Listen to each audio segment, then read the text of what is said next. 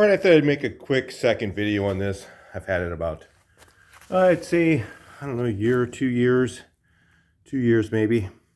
And I don't use it all the time. You can see it looks still brand new. But, you know, when you need one of these, you need one of these. And there's really no other way around it. The options you have is you could buy this one at Harbor Freight Tools. It's kind of pricey, you know, for the quality it is. I'm going to say that. But you have it, you know, versus if you go to like, if you need it just one time, you can go to like a O'Reilly Auto Parts and you can buy the tool, and in their parking lot, it's their tool rental program.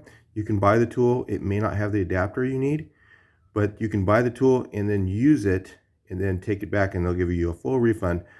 So they have that available, you know, if you can use your credit card or whatever to do that.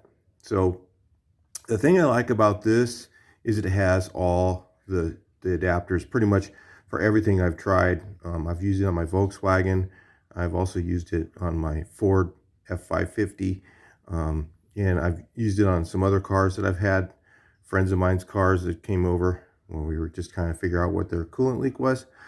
I think my daughter's General Motors car. One guy had a question about a Jeep. I'm not aware that they have that, but I'm pretty sure they have just about every adapter in here. There's quite a few of them. Now, the downside of it, you know, the pump is very cheaply made, okay?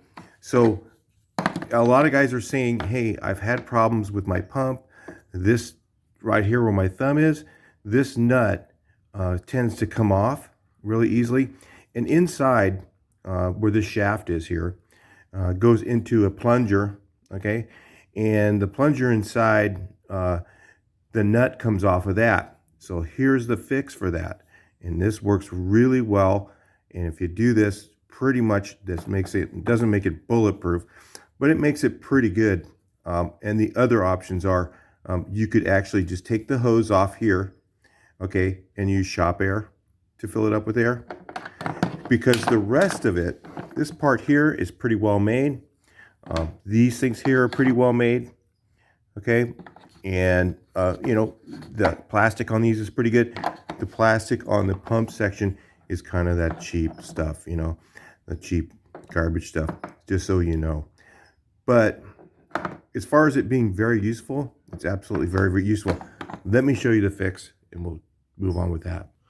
All right, so what I did is this stuff is called Versachem Mega Black. This is available. I know they have it at O'Reilly Auto Parts. I don't know what other stores have it. I have an account there. And if you have a shop account there, make sure they do or if you know someone who does, make sure that they do the commodity discount because this is about half price if you own a shop or you have a shop account. I just have a shop account. I'm not going to say I own a shop. I don't use this as a daily professional tool, but I do have a fleet of vehicles and I have a business. So I have quite a few vehicles that I maintain.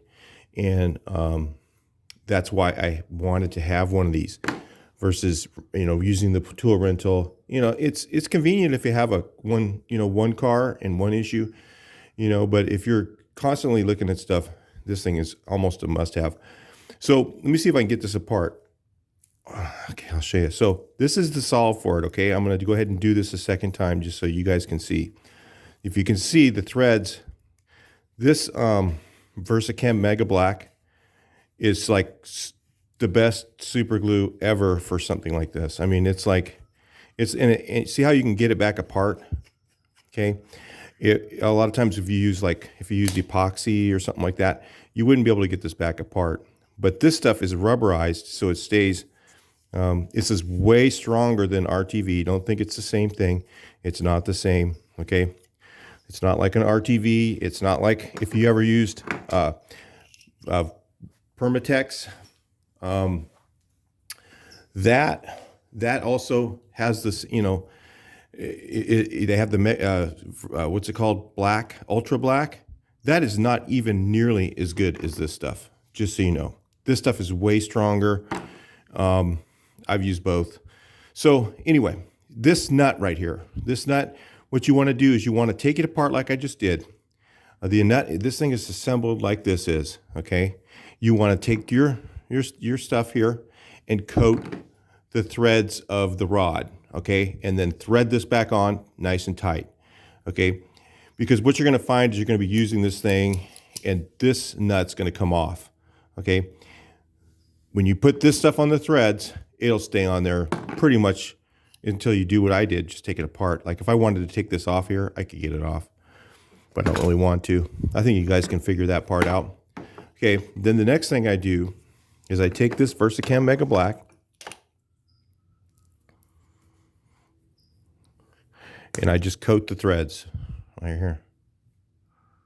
I'm just going to coat the threads. And then if I need to get in here again, come on, give it a quick coating. You don't want to, this stuff, when you get it on your hands, it's kind of hard to get off. Okay, and then I'm just going to go ahead and thread this thing back on.